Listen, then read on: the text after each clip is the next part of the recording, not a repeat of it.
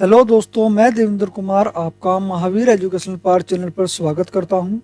दोस्तों, आज का हमारा सीटेट दिसंबर 2024 का टॉपिक है सृजनात्मकता। दोस्तों, सृजनात्मकता से हर बार सीटेट में 1 से 2 नंबर के क्वेश्चन बनते ही बनते हैं और ये बहुत आसान सा टॉपिक है। तो आज हम सृजनात्मकता के कुछ एमसीक्यू हल करेंगे और उनके बारे में डिटेल से भी जानेंगे। दोस्तों, इस वीडियो को देखने के बाद आपका सृजनात्मकता से संबंधित पूरा का पूरा कॉन्सेप्ट क्लियर हो जाएगा। तो चलते हैं अपनी क्लास की तरफ। हमारा पहला क्वेश्चन है, निम्न में से कौन सा शिक्षार्थियों में सृजनात्मक का पोषण करता है? अच्छी शिक्षा के व्यवहारिक मूल्य के लिए विद्यार्थियों का शिक्षण, प्रत्येक शिक्षार्थियों की अंतर्जात प्रतिभाओं का पोषण करने एवं प्रसन्न करने के अवसर उपलब्ध कराना, विद्यालयी जीवन के प्रारंभ से उपलब्धि के लक्षण पर बल देना, परीक्षा में अच्छे अंकों के लिए विद्यार्थियों की कोचिंग करना। दोस्तों, सृजनात्मकता होती क्या है? दोस्तों, कुछ भी नया कर देना, कुछ भी नई वस्तु बना देना, किसी चीज का आविष्कार कर देना या किसी कार्य को नए तरीके से हल करना। जैसे मान लो आपने किसी कार्य को पहले हल किया, अब आपको दोबारा से उसी कार्य को, उसी क्रिया को करना है, तो आप जो है एक नए तरीके से करेंगे, है ना। इस नए तरीके से करना ही या किसी भी समस्या समाधान को नए तरीके से हल करना ही सृजनात्मकता कहलाती है। दोस्तों, सृजनात्मकता का पोषण कैसे किया जाता है? बच्चों में सृजनात्मकता का स्तर में वृद्धि कैसे की जाती है? परीक्षा में अच्छे अंकों के लिए विद्यार्थियों की कोचिंग करना। दोस्तों, अच्छे अंकों की प्राप्ति के लिए या वृद्धि के लिए कोई भी ऐसा जो होगा ऑप्शन होगा वो नेगेटिव होगा, तो गलत होगा। ठीक है। विद्यालयी जीवन के प्रारंभ से उपलब्धि के लक्षण पर बल देना, केवल बच्चे की उपलब्धि पर बल देना। दोस्तों, ये भी बिल्कुल गलत हो जाएगा। और अच्छी शिक्षा के लिए व्यवहारिक मूल्य के लिए विद्यार्थियों का शिक्षण, दोस्तों ये भी हमारा ऑप्शन गलत हो जाएगा। हमारा ऑप्शन नंबर 2 यहाँ राइट आंसर होगा। प्रत्येक शिक्षार्थी की अंतर्जात, मतलब जो उनकी अंदर प्रतिभाएं हैं उनका पोषण करने एवं प्रसन्न करने के अवसर उपलब्ध कराना। दोस्तों, अगर कोई बच्चा कक्षा में प्रसन्न कर रहा है तो इसका मतलब है बच्चा अधिगम के प्रति सक्रिय है, स्वयं से अभिप्रेरित है। क्वेश्चन नंबर 2, एक विद्यार्थी उच्च स्तरीय सृजनशील रंगमंचीय कलाकार बनना चाहता है, उसके लिए निम्नलिखित में से कौन सा उपाय सबसे कम प्रेरक होगा? उच्च स्तरीय प्रतियोगिताओं को जीतने का प्रयास करना ताकि छात्रवृत्ति पाई जा सके, अपने रंगमंचीय कलाकार साथियों के साथ समानुभूति पूर्ण, स्नेही तथा सहयोगी संबंध विकसित करना, उन रंगमंचीय कौशलों को अधिक समय देना जिनसे वह प्रफुल्लित हो, खुश हो। दोस्तों, यहाँ बात हो रही है सबसे कम की, ध्यान रखना। ठीक है, हमें यहाँ नेगेटिव ऑप्शन चुनना है जो नेगेटिव होगा। ठीक है। संसार के श्रेष्ठ रंगमंचीय कलाकारों को निष्पत्ति से संबंध साहित्य पढ़ने के लिए तथा उनसे सीखने के प्रयास के लिए कहना। तो दोस्तों, हमारे ये तीनों ऑप्शन जो हैं, नीचे के तीनों ऑप्शन जो हैं ये पॉजिटिव हैं, लेकिन हमारा ऑप्शन नंबर 1 नेगेटिव है। ठीक है। सृजनशील रंगमंचीय कलाकार बनने के लिए जो सबसे कम प्रेरक होगा या जिसका सबसे कम प्रभाव होगा वो है हमारा ऑप्शन नंबर 1, उच्च स्तरीय प्रतियोगिताओं को जीतने का प्रयास करना ताकि छात्रवृत्ति पाई जा सके। निम्नलिखित में से कौन सा सृजनात्मकता से संबंधित है? अभिसारी चिंतन, सांवेगिक चिंतन, अहमवादी चिंतन या फिर अपसारी चिंतन? दोस्तों, अपसारी और अभिसारी दो तरह के चिंतन होते हैं। अभिसारी चिंतन होते हैं बंद अंत वाले प्रश्न कह सकते हैं उनको। ठीक है। जबकि अपसारी प्रश्न क्या होते हैं? मुक्त अंत वाले प्रश्न होते हैं। जिस प्रश्न के एक से ज्यादा उत्तर हों और वे सभी सही हों वो कहलाता है अपसारी चिंतन। तो सृजनात्मकता का जो संबंध होता है वो अपसारी चिंतन के साथ होता है। यहाँ हमारा ऑप्शन नंबर 4 राइट आंसर होगा।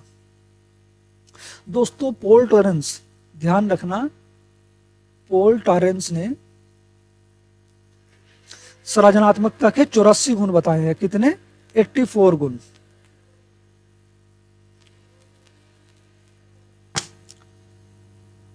बच्चे तब सर्वाधिक सृजनशील होते हैं जब वह किसी गतिविधि में भाग लेते हैं। शिक्षक की डांट से बचने के लिए, दोस्तों अगर शिक्षक की डांट से बचने के लिए बच्चे गतिविधि में भाग लेंगे तो वे अंदर से अभिप्रेरित नहीं होंगे, और जब अभिप्रेरित नहीं होंगे तो सृजनशील भी नहीं होंगे। दूसरों के सामने अच्छा करने के दबाव में आकर, दोस्तों बच्चा कभी भी दबाव में आकर कोई कार्य ढंग से नहीं कर सकता। ठीक है। और ना ही पुरस्कार के लिए।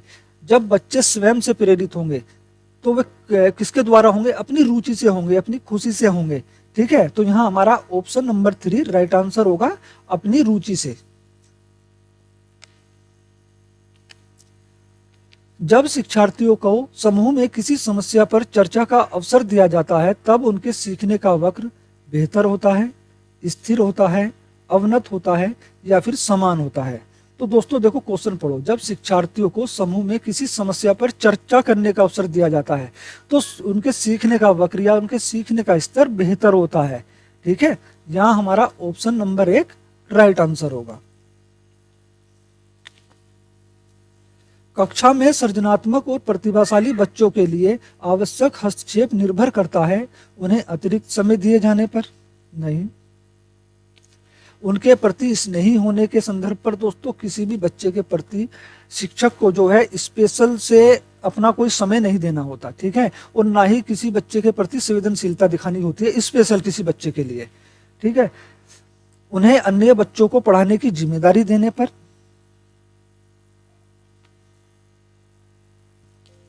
दोस्तों ये ऑप्शन भी नहीं होगा, तो हमारा ऑप्शन नंबर 4 ही राइट होगा, शिक्षक द्वारा अनुकूलित और प्रेरक निर्देशक तरीकों के उपयोग पर। यहां हमारा ऑप्शन नंबर 4 राइट आंसर होगा।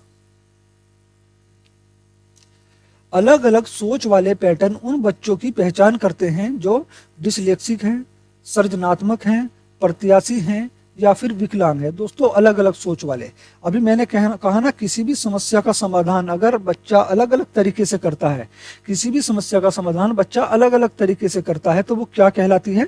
वो सृजनात्मकता कहलाती है। तो यहाँ हमारा ऑप्शन नंबर 2 राइट आंसर होगा। दोस्तों पॉल टेरेंस ने जो है सृजनात्मकता के 4 तत्व बताए हैं। सृजनात्मकता के कितने तत्व हैं? 4 तत्व हैं। कौन कौन से हैं? पहला है धारा प्रवाह, बिना रुके सोचना। दूसरा है लचीलापन। तीसरा है मौलिकता। मौलिकता का मतलब होता है किसी की नकल ना करना। चौथा है विस्तारण, अपने विचारों की व्याख्या करना। ये किसने दिए हैं? ये दिए हैं पॉल टोरेंस ने।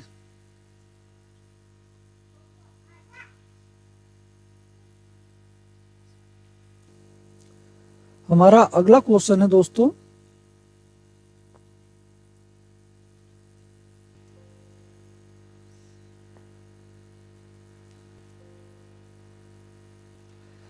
हमेशा समस्या में एकाधिक समाधानों के बारे में सोचती है।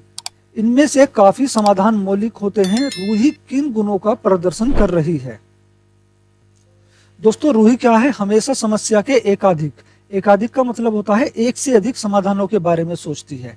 ठीक है, तो रूही किन गुणों का प्रदर्शन कर रही है? आत्म केंद्रित विचारक, सृजनात्मक विचारक, अभिसारिक विचारक या फिर अनम्य विचारक। दोस्तों मैंने कहा ना, किसी भी समस्या के समाधान के लिए अगर एक से अधिक तरीके अपनाए जा रहे हैं तो वो क्या है? वो सृजनात्मकता कहलाती है। तो यहाँ हमारा ऑप्शन नंबर 2 राइट आंसर हो जाएगा, सृजनात्मक विचारक। सृजनात्मकता की पहचान का प्रमुख लक्षण क्या है? अति सक्रियता, असतर्कता, काम परिज्ञानता, अपसारी चिंतन। दोस्तों सृजनात्मकता की पहचान का सबसे प्रमुख लक्षण होता है अपसारी चिंतन। ठीक है, सृजनात्मकता और अपसारी चिंतन में आपस में संबंध होता है। तो यहाँ हमारा ऑप्शन नंबर 4 राइट आंसर होगा। विकास किस किस अनुक्षेत्र का संबंध बौद्धिक क्षमता जैसे कि ध्यान, स्मृति, समस्या समाधान, कल्पना और सृजनशीलता से है? संवेगात्मक अनुक्षेत्र, संज्ञानात्मक अनुक्षेत्र, सामाजिक अनुक्षेत्र या फिर शारीरिक अनुक्षेत्र? दोस्तों संज्ञानात्मक अनुक्षेत्र। यहाँ हमारा ऑप्शन नंबर 2 राइट आंसर होगा, संज्ञानात्मक। संज्ञानात्मक का मतलब क्या होता है? दोस्तों संज्ञान, संज्ञान का मतलब होता है जानकारी का प्राप्त होना, जानकारी का प्राप्त होना। ठीक है, संज्ञान मतलब हमारे विचार में कोई जानकारी है, उसको बोलते हैं संज्ञान। क्वेश्चन नंबर 11, प्रवाहिता, विस्तार और लचीलापन निम्न में से किसके लक्षण हैं? अकेंद्रित, बाह्य प्रेरणा, सृजनात्मकता, पर कार्यात्मकता स्थिरता। दोस्तों मैंने अभी आपको जो है इनके सृजनात्मकता के तत्व बताए थे, ठीक है। प्रभाविता, विस्तार, लचीलापन, मौलिकता, विस्तारण, ये क्या है? ये सब सृजनात्मकता के तत्व हैं। यहाँ हमारा ऑप्शन नंबर 3 राइट आंसर होगा, सृजनात्मकता। एक नवीन परिस्थिति में दूसरों की तुलना में अधिक अपसारी चिंतन करने वाले व्यक्ति किस प्रकार की बुद्धि के वर्गीकरण में आते हैं? अंतर्वैयक्तिक बुद्धि, व्यवहारिक बुद्धि, सृजनात्मक बुद्धि, प्रकृतिवादी बुद्धि। दोस्तों प्रकृतिवादी बुद्धि उनमें होती है जिनको प्रकृति से प्यार हो, जैसे माली, भौतिकी विज्ञानी, ये सब। और अंतर्वैयक्तिक बुद्धि उसमें होती है जो दूसरों की भाषा, दूसरों की मनोदशाओं को समझने की क्षमता रखता हो, ठीक है। तो यहाँ हमारा ऑप्शन नंबर 3 राइट आंसर हो जाएगा, सृजनात्मक बुद्धि। दोस्तों सृजनात्मकता के चरण हैं, ये किसने दिए थे? सृजनात्मकता के चरण 4 चरण है, सृजनात्मकता के 4 चरण हैं। ये किसके द्वारा दिए गए थे? तो ये दिए गए थे ग्राहम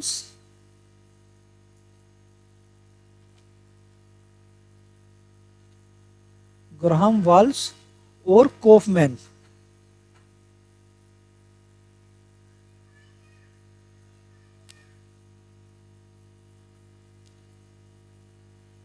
ये कौन कौन से चरण हैं दोस्तों?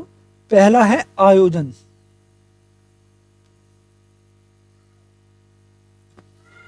आयोजन का मतलब होता है दोस्तों जरूरी सामान इकट्ठा करना।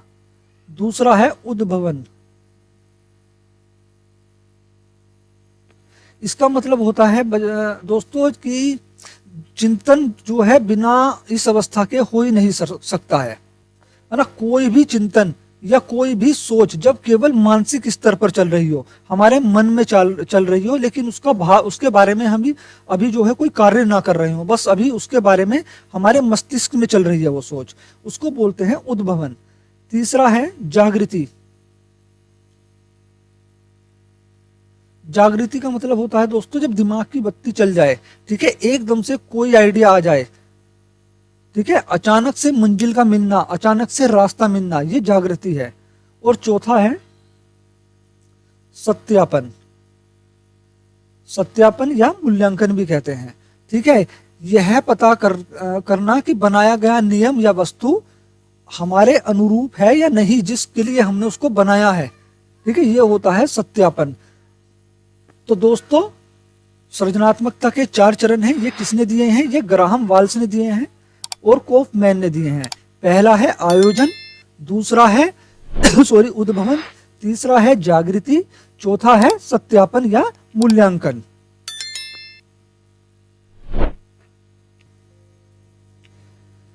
बिंदु अपने आप से परियोजना पर कार्य करने के लिए बहुत उत्साहित रहती है, वह मौलिक एवं अभिसारी समाधानों को खोज कर लाती है। यह गुण किसकी ओर संकेत करता है? स्वयं केंद्रिता, सृजनात्मकता, बाह्य अभिप्रेरणा या फिर संज्ञानात्मक विलंबता। तो दोस्तों देखो यहाँ क्वेश्चन को पढ़ो। बिंदु अपने आप परियोजना पर कार्य करने के लिए हमेशा उत्साहित रहती है, अंदर से उत्साहित रहती है, मतलब अभिप्रेरित रहती है, और दूसरी बात वो अभिसारी समाधानों को खोज कर लाती है। तो यहाँ हमारा सृजनात्मकता ना होकर बाह्य अभिप्रेरणा होगा, ठीक है। यहाँ हमारा ऑप्शन नंबर 3 राइट आंसर होगा। एक सृजनात्मक बालक निम्न में से कौन से गुण मौजूद होंगे? एक सृजनात्मक बच्चे में निम्न में से कौन से गुण मौजूद होंगे? अपसारी चिंतन, अभिसारी चिंतन, अमूर्त चिंतन की योग्यता, नवीन महत्वपूर्ण उत्पादनों की योग्यता। इनमें से कौन कौन से चिंतन जो है सृजनात्मक बच्चे में होंगे?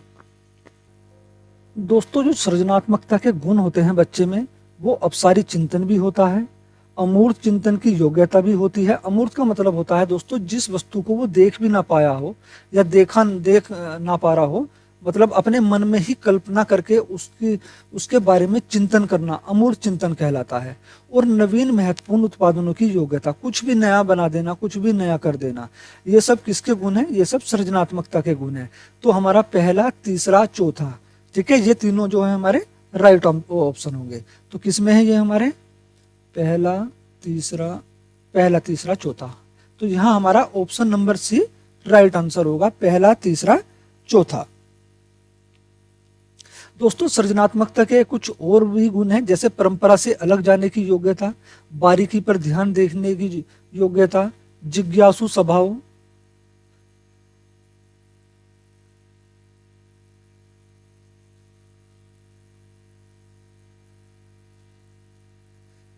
नया प्रयोग करने वाले बालक,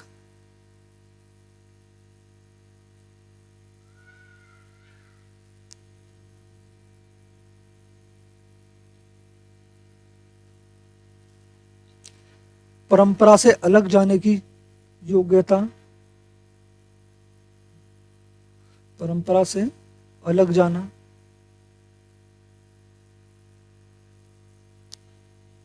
बारीकी पर ध्यान देना,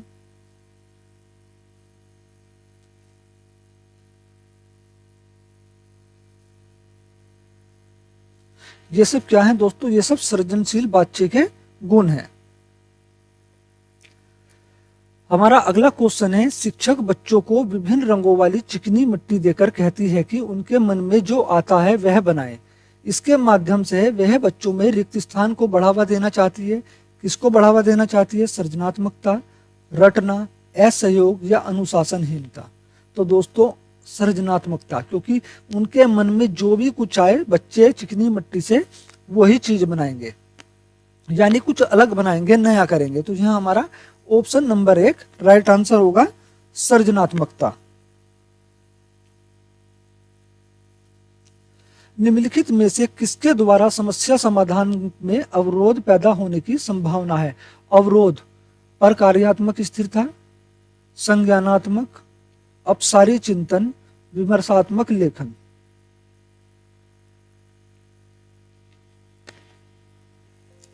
तो दोस्तों यहां हमारा ऑप्शन नंबर 1 राइट आंसर होगा, प्रकार्यात्मक स्थिरता। सृजनशील बच्चों की एक पहचान विशेषता यह है कि वह मानदंडों के अनुरूप ही कार्य करते हैं। दोस्तों नहीं, ये नहीं है बिल्कुल भी, ठीक है ना। वे कुछ भी अलग करते हैं, नया करते हैं। वह दूसरों की नकल करना पसंद करते हैं नहीं दोस्तों, मैंने कहा ना, कुछ भी नया करना, कुछ भी अलग करना सृजनशील बच्चों के गुण होते हैं। वह स्वतंत्र रूप से सोचते हैं, हाँ ये ऑप्शन हमारा राइट है। उसकी ध्यान अवधि कम होती है, नहीं दोस्तों, मैंने अभी बताया था सृजनशील बच्चों के गुण। सृजनशील बच्चों में के गुण में एक गुण था, सृजनशील बच्चे बारीकी पर विशेष ध्यान देते हैं, है ना, बारीकी पर ध्यान देने की योग्यता होती है उनकी, तो उनकी ध्यान अवधि कम नहीं होती है, लेकिन वह स्वतंत्र रूप से सोचते हैं। ठीक है, यहाँ हमारा ऑप्शन नंबर 3 राइट आंसर होगा। सृजनशील बच्चे जो हैं स्वतंत्र रूप से सोचते हैं। हमारा अगला क्वेश्चन है, अधिगम के सामाजिक संज्ञानात्मक मत के अनुसार विद्यार्थी किस प्रकार सबसे बेहतर सीखते हैं? वयस्कों की निष्क्रिय नकल के द्वारा, अपने वातावरण से सक्रिय संलग्नता के द्वारा, व्यवहार के वहा अनुकूलन के द्वारा, असंदर्भित जानकारी के कंठस्थीकरण के द्वारा। दोस्तों कंठस्थीकरण, रट्टा मारना, याद करना, ये सब जो है नेगेटिव होता है। ठीक है, हमारा ये ऑप्शन कट जाता है। और व्यवहार के वहा अनुकूलन के द्वारा ये भी कट जाता है। और वयस्कों की निष्क्रिय नकल द्वारा दोस्तों ये भी कट जाता है। लेकिन सक्रिय, अपने वातावरण के साथ सक्रिय होकर, सक्रिय रूप से जुड़कर जो है बच्चे सबसे बेहतर तरीके से सीखते हैं। यहाँ हमारा ऑप्शन नंबर 2 राइट आंसर होगा। विद्यार्थी ज्ञान सर्जन प्रक्रिया में रिक्त स्थान भूमिका निभाते हैं, सक्रिय, निष्क्रिय, अधीन या फिर नगण्य। तो दोस्तों विद्यार्थी ज्ञान सर्जन प्रक्रिया में, मैंने अभी पिछले क्वेश्चन में भी बताया, सक्रिय होकर सक्रिय भूमिका निभाते हैं। यहाँ हमारा ऑप्शन नंबर 1 ही राइट आंसर होगा। एक शिक्षिका को अपनी कक्षा में सृजनात्मक बच्चों की पहचान करने के लिए किस प्रकार के प्रश्न पूछने चाहिए? रिक्त स्थान पूर्ति वाले प्रश्न, सही मिलान करने वाले प्रश्न, सही और गलत उत्तर विकल्प वाले प्रश्न या फिर खुले जवाब वाले प्रश्न। तो दोस्तों मैंने पहले ही कहा था, अपसारी और अभिसारी चिंतन के बारे में बताया था। अभिसारी प्रश्न जो होते हैं वे बंद अंत वाले प्रश्न होते हैं, जबकि अपसारी प्रश्न कैसे होते हैं? खुले अंत वाले प्रश्न, खुले जवाब वाले प्रश्न, है ना, जिन प्रश्नों का उत्तर एक से ज्यादा हो और वे सभी सही हों। ठीक है, खुले जवाब वाले प्रश्न। तो यहाँ हमारा ऑप्शन नंबर 4 राइट आंसर हो जाएगा। सृजनशील बच्चों की पहचान करने के लिए शिक्षिका को खुले जवाब वाले प्रश्न पूछने चाहिए। दोस्तों सृजनात्मकता के परीक्षण होते हैं कि सृजनात्मकता का स्तर या सृजनशील बालक को कैसे पहचाना जाए। तो दोस्तों इसके लिए जो है गिलफोर्ड और टोरेंस ने कुल 4 परीक्षण बनाए हैं। इसमें पहला है उत्पाद सुधार परीक्षण,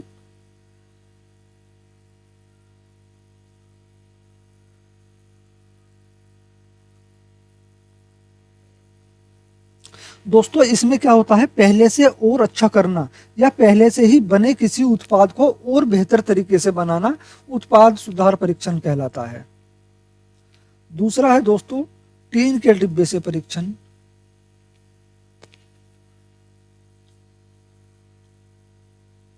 टीन के डिब्बे से परीक्षण। इसमें क्या होता है दोस्तों, इन डिब्बों से बालक अलग अलग चित्र बनाते हैं। ठीक है, एक ही प्रकार के टीन के डिब्बे जो है सभी बच्चों को दिए जाते हैं, लेकिन सभी बच्चे क्या करते हैं, अलग अलग आकृति बनाते हैं। और तीसरा है चित्र पूर्ति परीक्षण, चित्र पूर्ति परीक्षण। इसमें क्या होता है, बिखरे हुए चित्रों से एक नया चित्र बनाना होता है, जैसे जिक्सा खेल आपने देखा होगा। ठीक है, या पहले से ही जो अधूरा है, ठीक है, या जिन चित्रों का पता नहीं है कि यहाँ कौन सा चित्र आएगा, कौन सी पिक्चर आएगी, उन चित्रों को पूरा करना। ठीक है, क्या कहलाता है, चित्र पूर्ति परीक्षण। चौथा है व्रत परीक्षण, व्रत परीक्षण। दोस्तों इसमें क्या होता है, नई आकृति बनाना या फिर इस एक व्रत के अंदर कई आंकड़ों को दर्शाना। ठीक है ना, एक व्रत के अंदर ही कई आंकड़ों को प्रदर्शित करना ही व्रत परीक्षण कहलाता है। ठीक है दोस्तों, व्रत परीक्षण के जो है या सृजनात्मक परीक्षण के जो नियम है या परीक्षण है वो कौन कौन से हैं। पहला है उत्पाद सुधार परीक्षण, दूसरा है टीन के डिब्बे परीक्षण, तीसरा है चित्र पूर्ति परीक्षण और चौथा है व्रत परीक्षण। इन परीक्षणों के द्वारा हम बच्चों में सृजनशील बच्चों की पहचान कर सकते हैं और सृजनात्मकता का स्तर जान सकते हैं।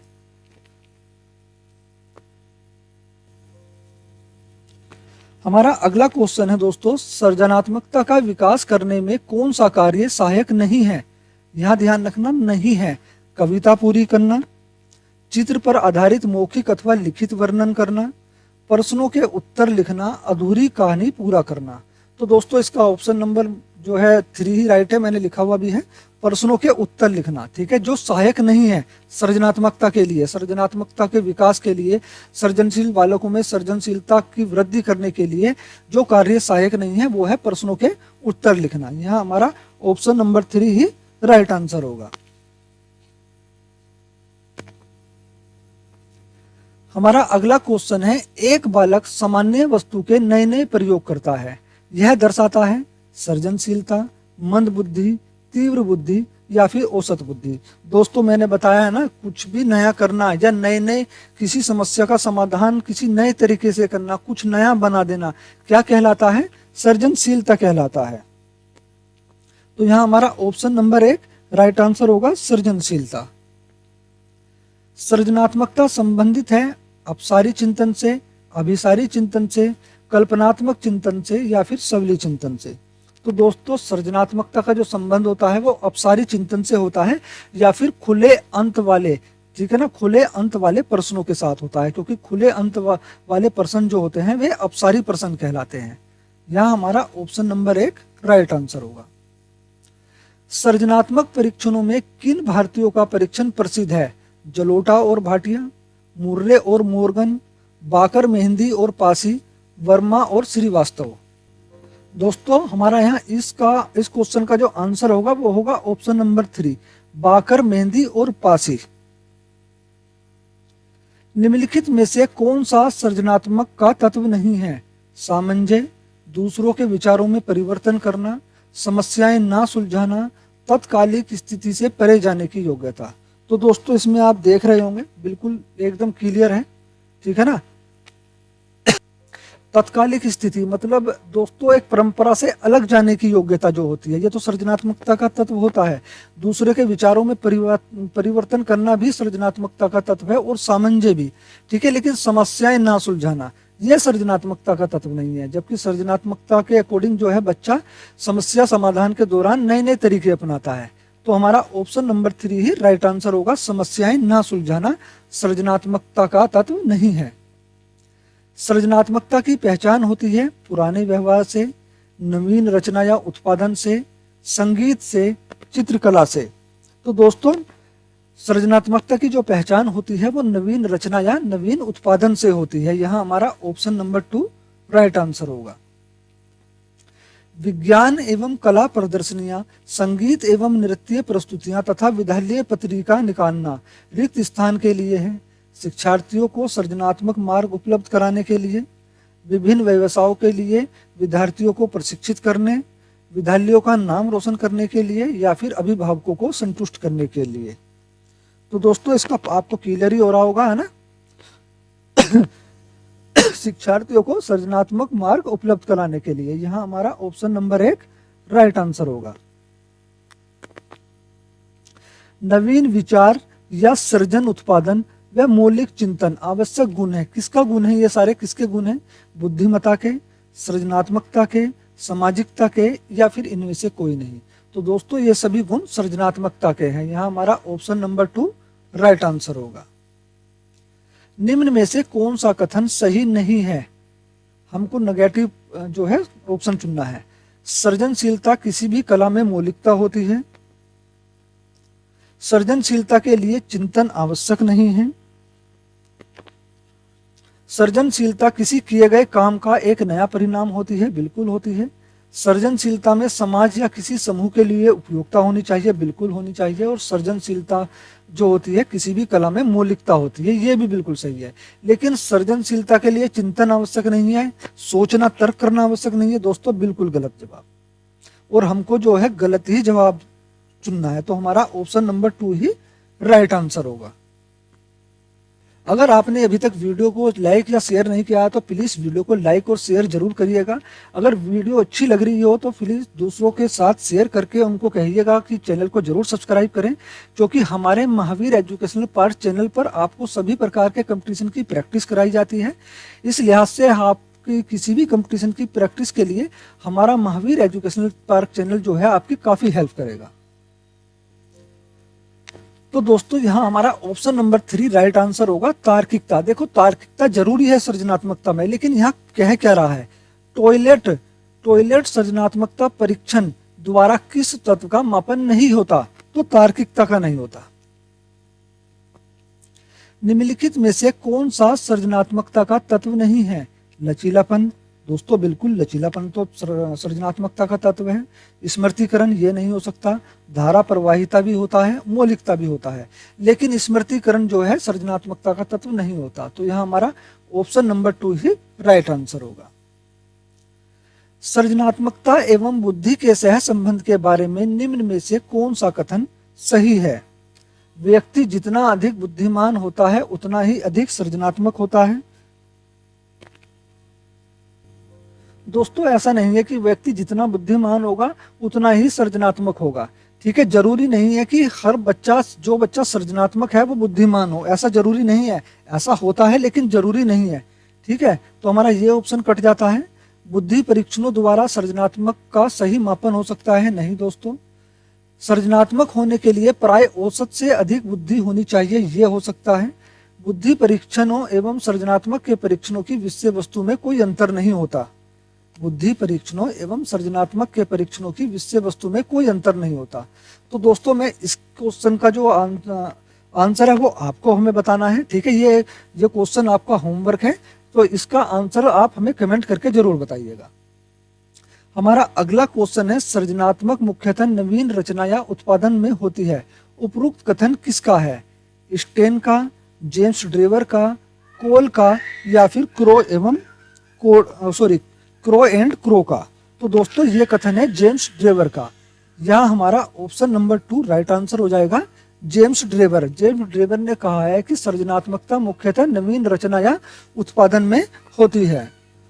दोस्तों हमारी ये क्लास यहीं पर समाप्त होती है। अगर वीडियो अच्छी लगी हो तो प्लीज वीडियो को लाइक करें, शेयर करें।